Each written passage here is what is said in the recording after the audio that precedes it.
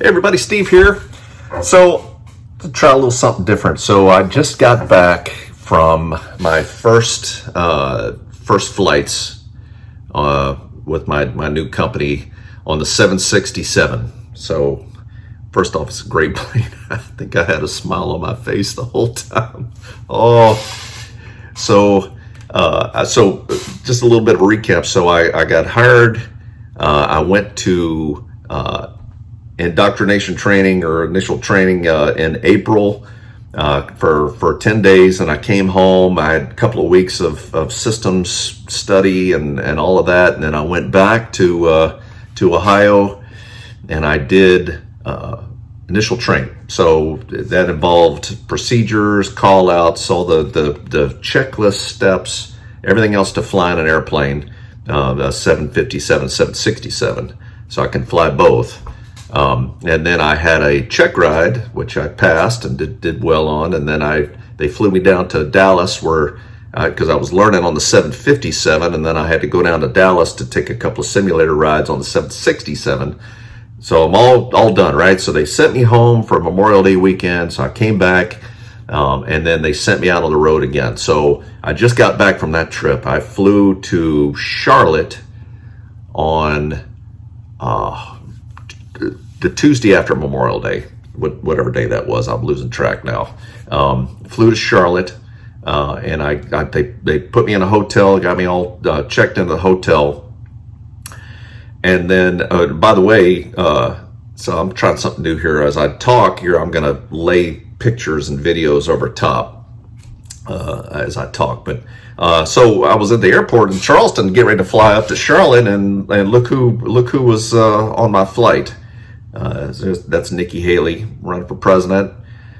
She was really nice to. I didn't go up and talk to her. I always figure, people like that are famous like that, they probably just get tired sometimes of just people coming up all the time. But everybody that came up said something to her. She was super nice to everybody.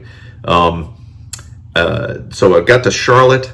They checked me in the hotel room, and I was there to give me some crew rest. So I went to sleep at 5 o'clock in the afternoon or something like that. And then my day started. So what the plan was is I was going to catch a flight that was coming in at Charlotte, and I was going to go out there. And so this is me getting up in the morning, bright and early, very early. It's still dark outside. So I think I got up at whatever time it was, like 2 in the morning or 1 in the morning or something like that.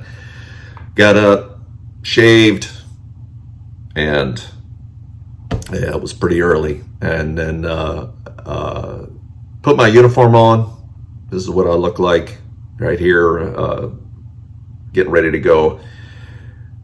Took the shuttle on the way, got bright and early, took the shuttle to the airport, and then to the cargo side. So that's the nice thing about flying cargo is not having to go through the terminal and do all of that. I walked up to a door. There was a security there, obviously. I showed them my badge, and they brought me in, and I waited for a little bit till the plane landed, and then went on out to the airplane. They were waiting. They were getting loaded up. I met the crew and everything else. This is the little clip here, about an 8-second clip. So this is the cockpit of the 767. So it's a wide body airplane. There's a difference, wide body versus narrow body. Wide body, typically 2 rows. And those of you that have flown international, typically your longer flights be on a wide body. Narrow body, typically there's 1 aisle right down the middle. So more people, longer flights, bigger gas tanks, all of that. So a 767, even though it only has 2 engines, can do international flights.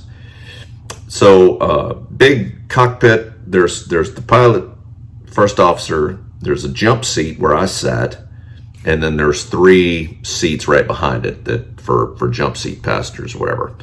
So I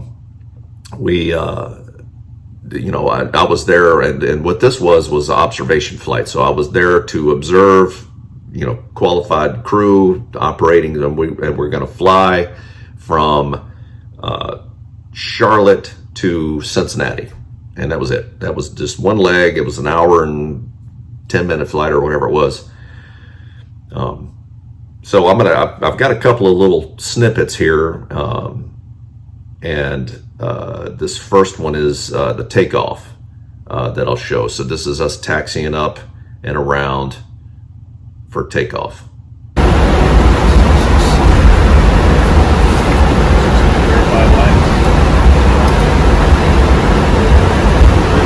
Ready to go.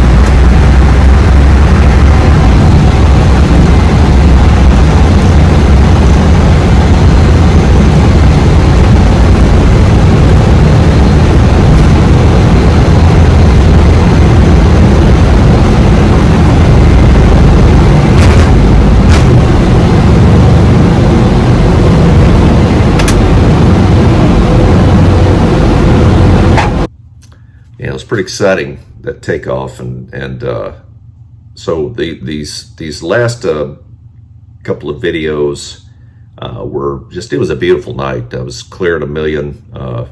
There was we were flying over.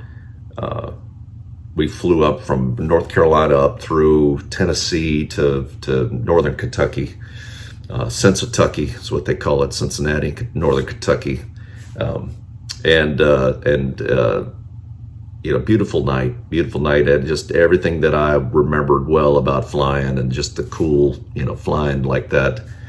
I just was like on cloud nine, literally cloud nine. So really enjoyed that, and landed. I had to do one more observation ride. We went from Cincinnati up to I think at Bethlehem. There's a big Amazon hub there up in Pennsylvania, Bethlehem, Pennsylvania, I think, in the Lehigh Valley. And then the first officer that was there that I was watching peeled off, and they had him doing something else, and then it was my turn. So we went. The nice thing about this company, I mean, it was the middle of the night. All these flights were in the middle of the night. And we landed, and we had a 4.5, almost a 5-hour ground time. And the nice thing, this company, what they'll do is they'll go, okay, well, rather than have you sit on the jet for that long, we'll just, they got us a hotel room. So, and I was able to run in there and take a quick power nap for 2.5 hours, and grabbed a shower and suited up again and went back out. And so that time I flew from Pennsylvania back to Cincinnati, to Cincinnati, and as in the seat, and ran checklist, talked on the radio, all of that, and it was just good being back in the seat again. So taxied in, all of that, saw all that.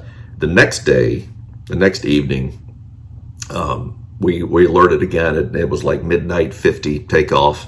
We flew from Cincinnati to Bradley Airport in Connecticut, and flew there, landed, and I got to fly, and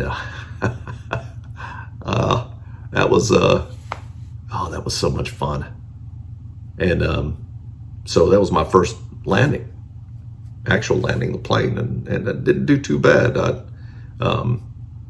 had a great instructor, learned a whole lot, taxied in, did all that, and then I flew the leg back to Cincinnati. Had a great flight. So now the plan is, so I finished with that, and we were done with that flight at 6:30 in the morning, and then ran over to the airport, hopped on a flight, and got back home on Friday afternoon, late afternoon, and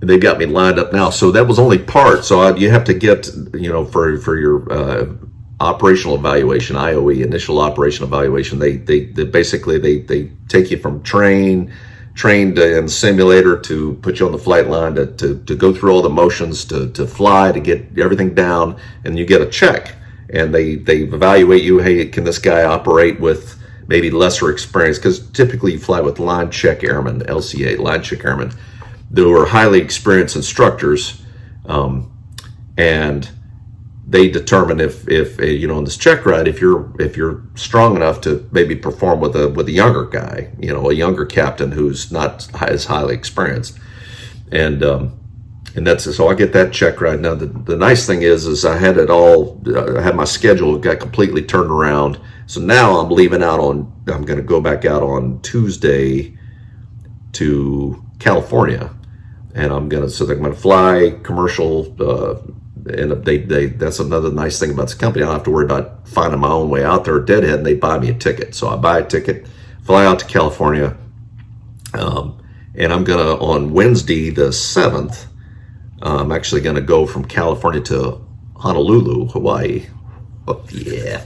So I'm looking forward to that. We actually get 24 hours off there, and then it's back to California, and then it'll be I think we're doing a trip up to Seattle, and then Cincinnati again, and then here we go. It's off to the races. So far, I'm enjoying it. The people are great. The people I work with are phenomenal. Really enjoy it so far. So it's good, and it's flying at night like that has its perks. You don't have a lot of the chit chat and all that. It's not as busy.